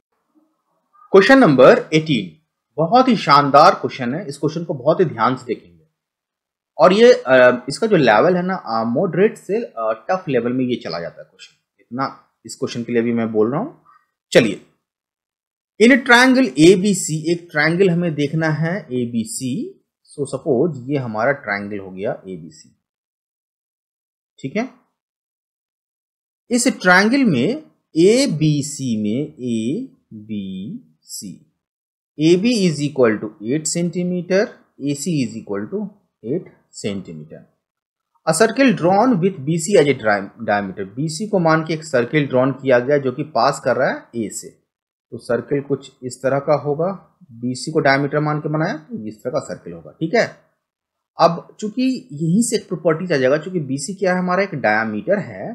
तो जो डायमीटर है सरकमफ्रेंस पे कितना एंगल को बनाता है? 90 डिग्री का एंगल बनाता है। 90 डिग्री का एंगल बनाएगा, ये 90 डिग्री हो जाएगा। ओके, सो आइसोसेलेस राइट एंगल ट्रायंगल हो गया ABC। साथ में चूंकि डायमीटर है तो ये सर्कल को दो पार्ट में, दो इक्वल हाफ में डिवाइड करेगा। अब कह रहे हैं another circle drawn with centre A, दूसरा सर्किल है जो कि जिसका सेंटर A है और passes through B and C। अब दूसरा सर्किल को अगर हम ड्रॉ करते हैं जो कि B और C से पास करेगा, सो कुछ इस तरह से होगा और उसका सेंटर क्या है? कह रहा है A है, तो कुछ इस तरह से होगा सर्कल, ठीक है, दूसरा सर्कल। ओके, अब इस सर्कल का सेंटर A है। अब क्वेश्चन में ये कह रहा है कि then the area in square centimetre of the overlapping region, overlapping region का एरिया कह रहा है निकालने के लिए। ओवरलैपिंग रीजन का एरिया अगर हमें निकालना है तो देखिए यहां से कुछ इंपॉर्टेंट चीज देख लेते हैं। यहाँ पे ये हमारा डायमीटर है BC, ठीक है, ये 90 डिग्री है, ठीक है, ये 8 हो गया, ये 8 हो गया। तो पाइथागोरस थ्योरम से कितना हो जाएगा? 8√2 हो जाएगा। रेडियस कितना हो जाएगा? 4√2 हो जाएगा। कौन सा? ब्लैक वाले सर्किल का। So area of circle, black वाला सर्किल की बात कर रहे हैं यहाँ पे। So pi are square, so pi r 16 दूना 32, तो ये 32 पाई हो जाएगा, ठीक है, पाई आर स्क्वायर। ये किसका हो गया? Area of black circle. Okay, now area of red circle की बात करें, एरिया ऑफ रेड सर्किल, यहां पे ब्लैक लिख देता हूं मैं, black circle. Area of red circle, red circle की अगर बात करें सो यहां पे क्या हो जाएगा? पाई आर कितना हो जाएगा? आर ये हो जाएगा, देखिए ध्यान से, ये हो जाएगा आर, रेडियस AB। तो आर कितना है? 8 का square pi are square, that is 64। ये दोनों सर्किल का एरिया निकल गया। अब जो कॉमन पार्ट है उसका एरिया निकालने के लिए हमें क्या करना होगा? ध्यान से देखेंगे। सो area of semi circle that is black वाला एरिया की बात कर रहे हैं। सो 16 पाई ये हो जाएगा, कोई डाउट है इसमें? कोई डाउट नहीं है। और एरिया ऑफ सेक्टर, सेक्टर की बात करेंगे रेड सर्कल की, रेड सर्कल का। सो ये 90 डिग्री का एंगल है, तो 90 डिग्री के कारण ये 1/4 एरिया हो जाएगा। सो 64 एरिया है सेक्टर का, तो ये हो जाएगा हमारा 90 डिग्री के कारण 1/4, मतलब 1/4 into pi are square, that is 64 pi. Okay, so this is 32 pi, 32 pi. ये किसका एरिया हो गया? ये हो जाएगा 16 पाई, सॉरी 16 पाई। 16 पाई हो जाएगा क्या? ये वाला एरिया, ध्यान से देखेंगे, ये वाला एरिया सर्कल का, ये सेक्टर का एरिया। ठीक है, ये दोनों आ गया। अब हमें क्या निकालना है? हमें निकालना है ये सारा जो शेडेड पार्ट है इसका एरिया। ठीक है, तो शेडेड पार्ट का एरिया निकालने के लिए ध्यान से देखेंगे कि हमें ना ये चीज सेमी सर्किल में ये वाला पार्ट, ब्लू वाला एरिया को ऐड करना होगा। ध्यान से देखेंगे, सेमी सर्किल में ब्लू वाला एरिया को ऐड करना होगा। सो एरिया जो रिक्वायर्ड होगा, एरिया इज इक्वल टू, देखिए 16 पाई तो हो गया हाफ सर्किल का, ठीक है, प्लस 16 पाई के साथ हमें इसका एरिया निकालना है। तो इस एरिया को निकालने के लिए बहुत ही ध्यान समझेंगे। अगर सेक्टर का एरिया हमारा जो निकला 16 पाई, ठीक है, इसमें से अगर एरिया ऑफ ट्रायंगल एबीसी को घटा दें हाफ इंटू 8, आई होप आपको क्लियर हो गया होगा। अगर इस पूरे सेक्टर में से एरिया ऑफ ट्रायंगल एबीसी को घटा दें, जो कि राइट एंगल ट्रायंगल है, तो half into base into height हो जाएगा, तो हमारा ये ब्लू वाला पार्ट निकल जाएगा। इसमें 16 पाई हमें ऐड करना है, तो ये हो जाएगा 16 पाई प्लस 16 पाई, ठीक है, ओके, और ये हो जाएगा माइनस 32, 64 32 हो गया। सो 32 पाई, ध्यान से देखेंगे, 32 पाई माइनस 32 कॉमन हो जाएगा, सो पाई माइनस 1। ये स्क्वायर सेंटीमीटर में हम लोग लिखेंगे, स्क्वायर सेंटीमीटर। बहुत ही शानदार तरीके से इस क्वेश्चन को हमने देखा। और देखिए ऑप्शन यहाँ पे क्या हो जाएगा? ऑप्शन 4 हो जाएगा हमारा, ठीक है, ये ऑप्शन हो जाएगा।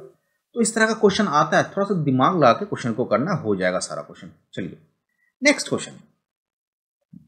नेक्स्ट क्वेश्चन कह रहा है, कंपोजिट फंक्शन का क्वेश्चन है, f(x) is equal to 2x minus R, और इसका डेफिनेशन क्या है? जब x is greater than equal to r है, और f(x) is equal to r when x is less than r, then equation f(x) is equal to f of f(x), मतलब composite function है।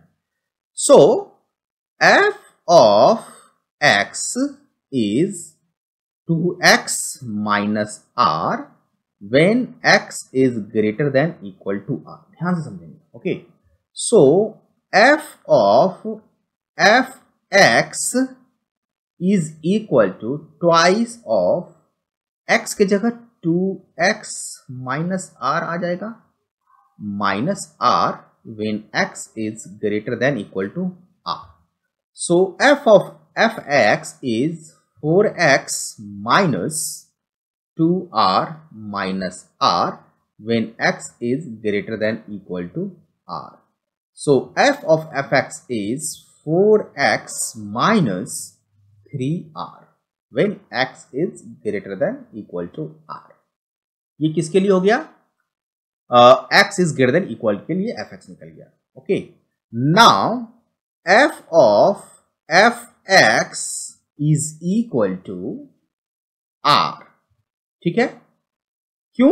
क्योंकि यहां पे सेकंड फंक्शन के लिए r है नहीं, सो यहां से हम लोग कर सकते हैं when x is less than r and r is equal to f of fx, r is equal to f of fx। तो यहां पे एक चीज निकल के आ गया कि f of fx is fx किसके लिए? जब r is x is less than r, और f of fx is equal to 4x minus 3r। when x is equal to r करेंगे तो we have f of r, ध्यान से देखेंगे, so this is equal to 4r minus 3r, so this is equal to r। तो देखिए जो f of fx है composite function, ये फंक्शन के बराबर होगा किस कंडीशन में? जब x इक्वल टू r होगा और जब x लेस देन r होगा। दोनों को कंबाइन करेंगे जब x less than equal to r। Function का क्वेश्चन है, एलिमेंट्री फंक्शन का क्वेश्चन है, कंपोजिट फंक्शन का, थोड़ा सा ये 11th क्लास में चला जाता है, बट आपको ध्यान में रखना होगा इस तरह क्वेश्चन पूछा जाता है। और इसका ऑप्शन क्या हो जाएगा, ऑप्शन 4 सही हो जाएगा। ऑप्शन को जरूर टिक कीजिए सही से। चलते हैं नेक्स्ट क्वेश्चन पे। Next question time and work से लग रहा है क्वेश्चन, हम लोगों ने एनालिसिस में देखा था। A group of N people work on a project, N आदमी है जो कि एक प्रोजेक्ट पे काम करता है। They finish 35% of the project by working 7 hour a day for 10 days. People कितना है, नंबर ऑफ पीपल एन मान लेते हैं, डे कितने दिन, 10 दिन, और आर कितना काम कर रहा है, 7 काम कर रहा है। इसका मतलब है कि मैन पावर की अगर बात करें तो 70 एन, मैन पावर कितना हो जाएगा, number of days into people into hour, 70 N man work hour, जो इक्विवेलेंट कर रहा है कितना परसेंट काम को, 35%, तो ये फ्रैक्शन में 0.35 काम को कंप्लीट करेगा। तो यहां से अगर हम लोग n निकालना चाहें, n इज इक्वल टू 0.35, ठीक है, 35% काम को कंप्लीट कर रहा है, सो इसको यहां पे ऐसे रहने देते हैं, ठीक है। तो जो 100% काम करने के लिए, वेट ए मिनट, तो यहां पे हम लोग ऐसे लिखेंगे कि 35% work has been unitary method को यूज करें, डन बाय 70 एन, ठीक है। सो 1% work has been done by 70 divide by 35, इसलिए 100% work has been done by 70 divide by 35 and multiply by 100, ठीक है। सो ये हो जाएगा 200 एन। 200 एन जो है मैन पावर जो आएगा वो पूरे काम को कर लेगा। अब कह रहा है यहां पे 10 people left the group and the remaining people finished the rest of job in 14 days। मतलब अब आदमी कितना हो जाएगा, n-10, 10 आदमी निकल गया, कितने घंटे काम कर रहा है, 10 आवर ए डे, तो 10 घंटे काम कर रहा है, कितना दिन, 14 दिन, और ये जो है कंप्लीट कर रहा है रिमेनिंग वर्क कितना है, रिमेनिंग कितना हो जाएगा, 65% of total, so we can write here 65 over 100% of total, so we can write this as how much, 200, total कितना हो जाएगा, 200 n, okay। so value of n find out करना, यही इक्वेशन बन गया। तो यहां से हमें वैल्यू ऑफ n फाइंड करना है। चलिए इसको ऐसे कैंसिल कर देते हैं, तो ये हो जाएगा 140 into n-10 is equal to 130 n, okay. So 140 n minus 1400 is equal to 130 n। यहां से 10 n is equal to 1400, so n is equal to, I hope बहुत ही शानदार तरीके से हम लोगों ने किया, 140। ऑप्शन क्या हो जाएगा, ऑप्शन 4 हो जाएगा। क्वेश्चन को आराम से सेव कर लीजिएगा, वीडियो को आप सेव कर लीजिएगा, किस तरह से इस तरह का क्वेश्चन किया जाता है, क्योंकि ये बहुत ट्रिकी क्वेश्चन है। थोड़ा सा भी अगर आप एक नियम का कंट्रोल है आपको, तो आराम से इस तरह के क्वेश्चन को आप कर सकते हैं। क्वेश्चन नंबर 22 बहुत ही शानदार तरीके से हम लोगों ने देख लिया। चलते हैं नेक्स्ट क्वेश्चन पे।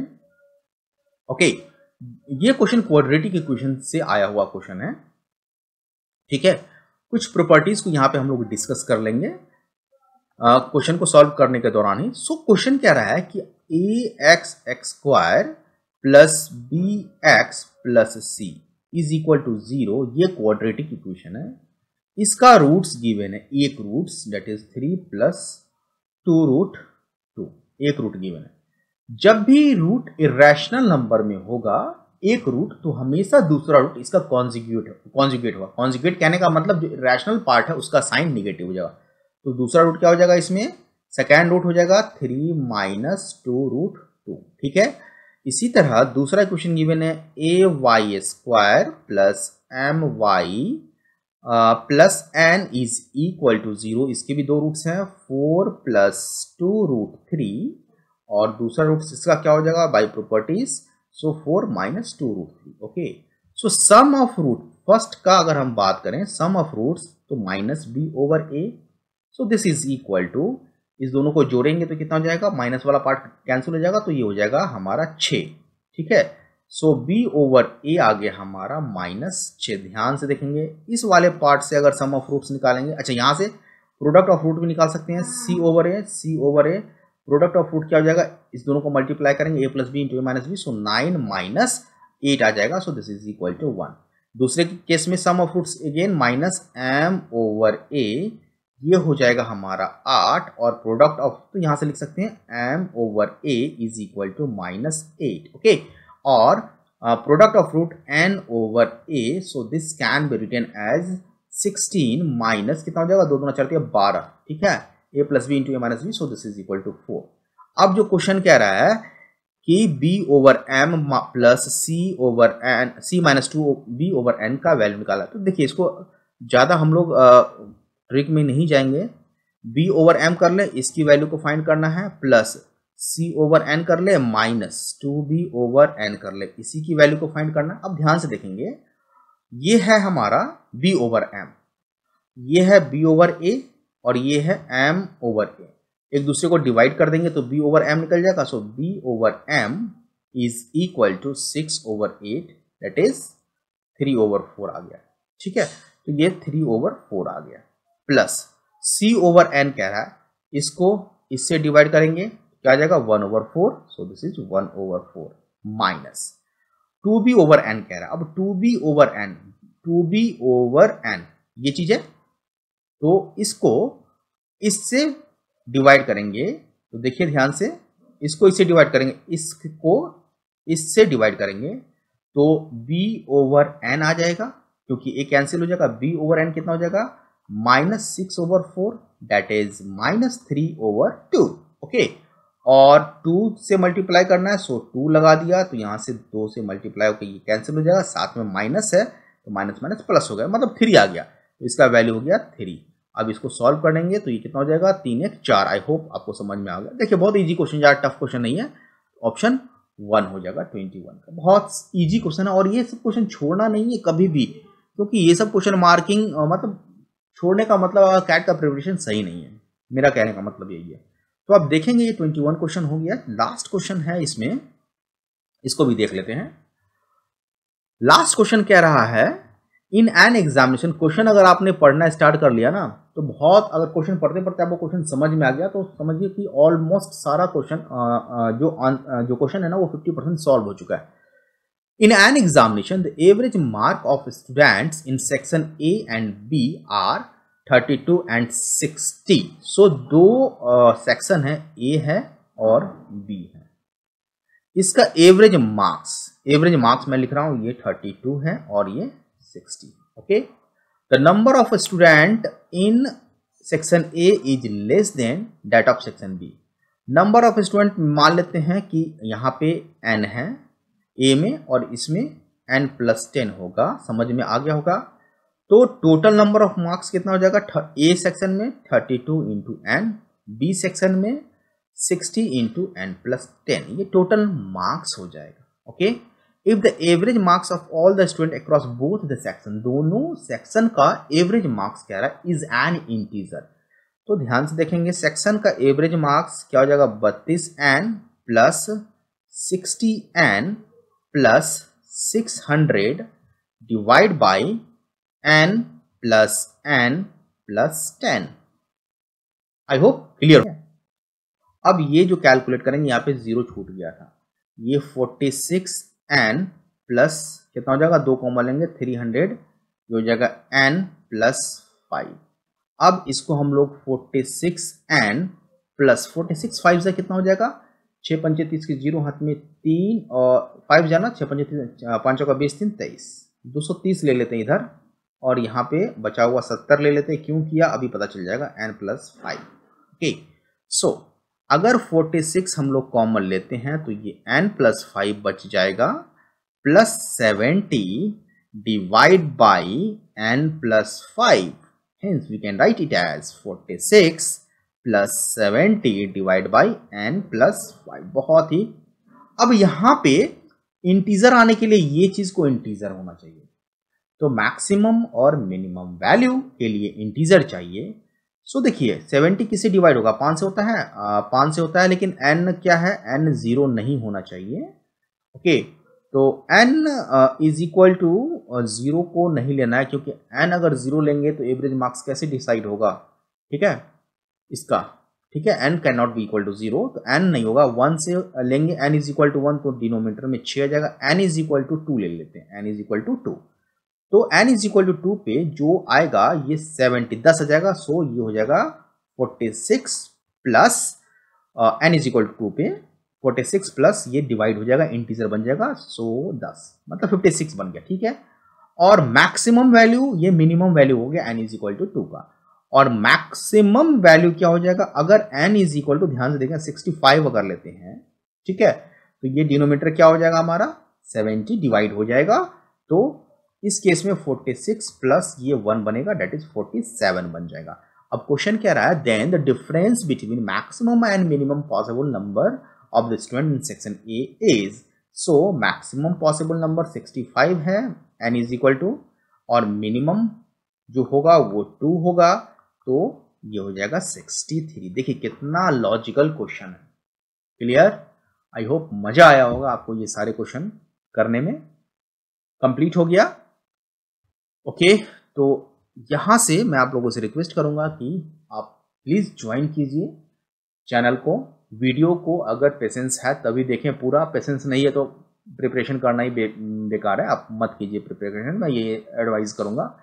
कोई भी वीडियो देखिए, या अगर आप प्रिपरेशन के में उतने हैं, प्रिपरेशन करना चाहते हैं, तो आप पूरा पेशेंस लेके कंसिस्टेंसी के साथ प्रिपरेशन कीजिए, तभी आपका कैट क्लियर हो पाएगा। आज के लिए इतना ही रखते हैं। आई होप वीडियो एंजॉय किए होंगे। थोड़ा सा मैं स्लो इस बार पढ़ा रहा हूँ, और 2-3 स्लॉट में वीडियो बनाए, अब मैं ये सारे वीडियो को ज्वाइन करके रिलीज कर दूंगा। आज के लिए इतना ही रखते हैं, मिलते हैं नेक्स्ट लेक्चर में, जिसमें अगेन हम लोग स्लॉट 1 किया, स्लॉट 2 का क्वेश्चन को देखेंगे, क्वांट का क्वेश्चन पहले हम लोग देखेंगे।